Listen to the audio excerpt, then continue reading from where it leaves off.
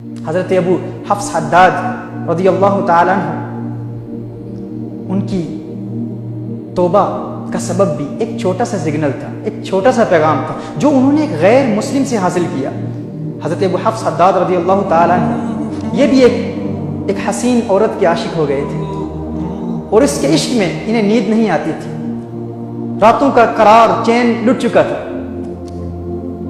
انہیں کسی نے بتایا کہ ایک یہودی جادوگر ہے، آپ اس کے پاس جائیں، وہ ایک ایسا عمل کرے گا کہ آپ کو وہ عورت مل جائے۔ یہ اس یہودی جادوگر کے پاس جاتے ہیں، اسے کہتے ہیں کہ مجھے فلاں عورت سے بہت محبت ہے، میں چاہتا ہوں کہ کسی طرح وہ عورت مجھے مل جائے۔ یہودی جادوگر نے کہا اس کا حل یہ ہے کہ آپ 40 دن اللہ کو یاد نہ کریں اور کوئی نیک عمل نہ کریں، کوئی عبادت نہ کریں، 40 دن بالتواتر آپ نے کوئی نیکی نہیں کرنی۔ انہوں نے حامی بھرتے ہوئے کہا ٹھیک ہے، میں کوئی نیکی نہیں کروں گا۔ 40 دن کے بعد اس جادوگر کے پاس واپس تشریف لائے۔ اس نے کہا 40 دن کوئی نیکی نہیں کی؟ آپ نے فرمایا بالکل کوئی نیکی نہیں کی۔ اس جادوگر نے عمل شروع کیا، لیکن وہ عمل کرنے میں کامیاب نہ ہو۔ اس نے کہا کیا آپ شور ہیں؟ کیا آپ پورے وثوق اور یقین کے ساتھ کہہ سکتے ہیں آپ نے کوئی نیکی نہیں کی؟ آپ نے فرمایا میں نے کوئی نیکی نہیں کی۔ اس نے کہا ہو نہ ہو کوئی نیکی تو آپ نے کی ہوگی۔ آپ نے فرمایا کوئی قابل ذکر نیکی اس وقت تو مجھے یاد نہیں ہے، لیکن اتنا یاد ہے ایک مرتبہ ان 40 دنوں میں گلی میں گزر رہا تھا تو رستے میں ایک پتھر تھا، تو اپنے کسی مسلمان بھائی کو اس پتھر کی تکلیف سے بچانے کی خاطر اس پتھر کو میں نے ایک طرف کر دیا تھا کہ اس سے کسی مسلمان بھائی کو تکلیف نہ ہو۔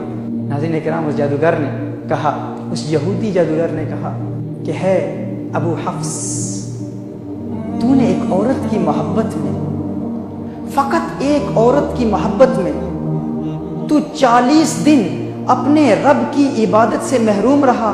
تیرا وہ رب کہ جس نے تیری اس ایک ادا کو مقبولیت کا ایسا درجہ دیا، تیری ایک ادا، تیرا ایک ادنا عمل، تیرا ایک چھوٹا سا عمل تیرے رب کو اتنا پیارا لگا کہ تیرے رب نے تجھے ایسے مقام پر فائز کر دیا، اس عمل کو ایسا مقبول کر دیا کہ میری مدتوں کی محنت اور میرا مدتوں کا جادو آج ناکام ہو گیا ہے، اور ایک عورت کی محبت میں تو نے 40 دن اس کریم رب سے جدائی اختیار کر لی، اس کریم رب کی عبادت سے محروم ہو گیا۔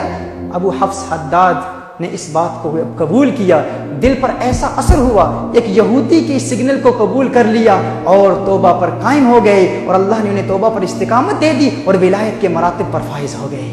ناظرین کرام، اولیاء کاملین کی ان تعلیمات میں ہمارے پاس ہمارے لیے بہت زیادہ اسباق ہیں۔ آئیے ہم بھی آج اللہ کے سگنلز کو اور ان پیغامات کو قبول کرتے ہوئے یہ ارادہ کر لیں کہ ہم بھی توبہ پر استقامت حاصل کریں گے۔